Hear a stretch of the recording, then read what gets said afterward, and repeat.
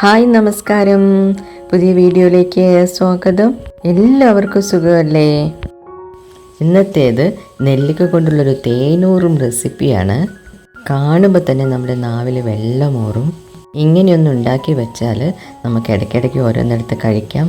ഇത് കുറേ ദിവസത്തേക്ക് സൂക്ഷിച്ച് വെക്കാൻ പറ്റുന്ന ഒന്നാണ്.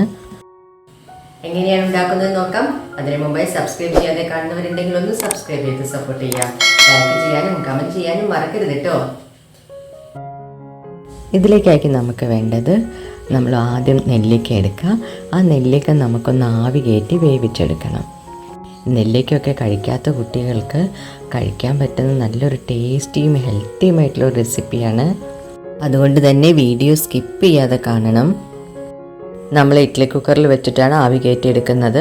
ഒന്ന് അടച്ചു വെച്ച് ഒരു 5 മിനിറ്റ് ആവി കയറ്റിയെടുക്കുമ്പോഴേക്കും തന്നെ നമ്മളുടെ നെല്ലിക്ക നന്നായിട്ട് വെന്തിട്ടുണ്ടായിരിക്കും. ഓപ്പൺ ചെയ്ത് നോക്കാം. നമ്മൾ നെല്ലിക്ക തൊട്ട് നോക്കിയാൽ തന്നെ അറിയാം, വളരെ സോഫ്റ്റായിട്ടുണ്ട്. ഒന്ന് ചൂടാറിയതിന് ശേഷം നമ്മൾ ഓരോ നെല്ലിക്കയായിട്ട് എടുക്കുക. എന്നിട്ട് ചെറുതായിട്ട് ഫോർക്ക് കൊണ്ട് ഇങ്ങനെ ചെറുതായിട്ടൊന്ന് ഹോൾസ് ഇട്ട് കൊടുക്കുക. എല്ലാ നെല്ലിക്കയും അങ്ങനെ ചെയ്ത് വയ്ക്കണം.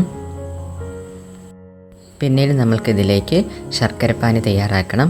അതിലേക്ക് ഞാൻ എടുത്തിരിക്കുന്നത് ഏകദേശം ഒരു 200 ഗ്രാം ശർക്കരയാണ്.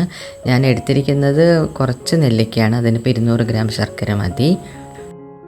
ശർക്കരയിൽ എപ്പോഴും കല്ലും പൊടിയും ഒക്കെ ഉണ്ടാകുമല്ലോ, അതുകൊണ്ട് ഞാനൊന്ന് അരിച്ചെടുത്തിട്ടാണ് ശർക്കരപ്പാനി എടുക്കുന്നത്.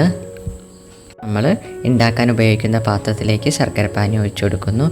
നന്നായിട്ട് ചൂടോട് കൂടി ആയതുകൊണ്ട് തന്നെ നന്നായിട്ട് തിളച്ച് വരുന്നുണ്ട്. ഇനി നമ്മൾ അതിലേക്ക് ആവി കയറ്റി വേവിച്ച് വെച്ചിരിക്കുന്ന നെല്ലിക്ക ചേർത്ത് കൊടുക്കുന്നു.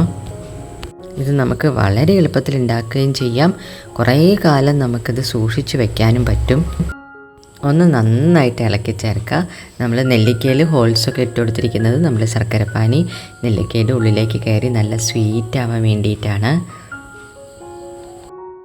ഇനി നമുക്കിതൊന്ന് തിളച്ച് വന്നതിൻ്റെ ശേഷം നമുക്കൊന്ന് മൂടി വയ്ക്കാം.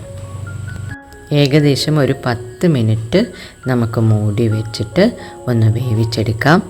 അപ്പോഴേക്കും ഈ ശർക്കരപ്പാനിയൊക്കെ ഒന്ന് നന്നായിട്ട് വറ്റി വന്നിട്ടുണ്ടാവും. പിന്നീട് ഒരു 3-4 മിനിറ്റ് കൂടി നമ്മളിതൊന്ന് വഴറ്റിയെടുക്കുക. അപ്പോഴേക്കും നമ്മുടെ ശർക്കരപ്പാനി ഒന്ന് റെഡിയായി വന്നിട്ടുണ്ട്. ഇനി അധികം വറ്റിക്കരുത്. ഇനി നമുക്ക് ചെയ്യാനുള്ളത് തീയൊക്കെ ഓഫ് ചെയ്തതിൻ്റെ ശേഷം ഒന്ന് നമുക്ക് അടച്ചു വയ്ക്കാം. ഒരു 4-5 മണിക്കൂർ ഒന്ന് അടച്ചു വെച്ച് കഴിഞ്ഞാൽ നമ്മളുടെ സൂപ്പറായിട്ടുള്ള തേൻ നെല്ലിക്ക റെഡി ആയിട്ടുണ്ടാവും കേട്ടോ. നമുക്കൊന്ന് 4-5 മണിക്കൂർ കഴിഞ്ഞ് തുറന്ന് നോക്കാം. ഇതായിപ്പോൾ ഇങ്ങനെ സൂപ്പറായിട്ടിരിക്കുന്നുണ്ട്. ഇതൊന്ന് എടുത്ത് നോക്കിക്കഴിഞ്ഞാൽ വളരെ ടേസ്റ്റിയാണ്. കണ്ടാൽ തന്നെ നമുക്ക് നാവിൽ വെള്ളമൂറും. ഇത് നമുക്ക് വെള്ളമൊക്കെ തുടച്ചിട്ട് നല്ലൊരു ഗ്ലാസ് പാത്രത്തിലാക്കി വെച്ചാൽ കുറേ കാലം നമുക്കിത് സൂക്ഷിക്കാൻ പറ്റും. നമുക്ക് ഓരോ ദിവസവും ഓരോ നെല്ലിക്കയായിട്ട് എടുത്ത് കഴിക്കാം. വളരെ ഹെൽത്തിയാണ് ഇത്. ഇനി നമുക്ക് ഒരു ഗ്ലാസ് പാത്രത്തിലേക്ക് മാറ്റിയതിൻ്റെ ശേഷം നമുക്കതിലേക്ക് കുറച്ച് തേൻ കൂടി ചേർത്ത് കൊടുക്കാം കേട്ടോ. ടേസ്റ്റിയും ഹെൽത്തിയുമായിട്ടുള്ള തേൻ നെല്ലിക്ക റെഡി ആയിട്ടുണ്ട്. എല്ലാവരും ഒന്ന് ട്രൈ ചെയ്ത് നോക്കണം. വീഡിയോ ഇഷ്ടപ്പെട്ടിട്ടുണ്ടെങ്കിൽ ഒന്ന് ലൈക്ക് ചെയ്യുക, കമൻറ്റുകളൊക്കെ ചെയ്യുക. സബ്സ്ക്രൈബ് ചെയ്യാതെ കാണുന്നവരുണ്ടെങ്കിൽ ഒന്ന് സബ്സ്ക്രൈബ് ചെയ്ത് സപ്പോർട്ട് ചെയ്യുക. അടുത്ത വീഡിയോയിൽ വീണ്ടും കാണാം. താങ്ക്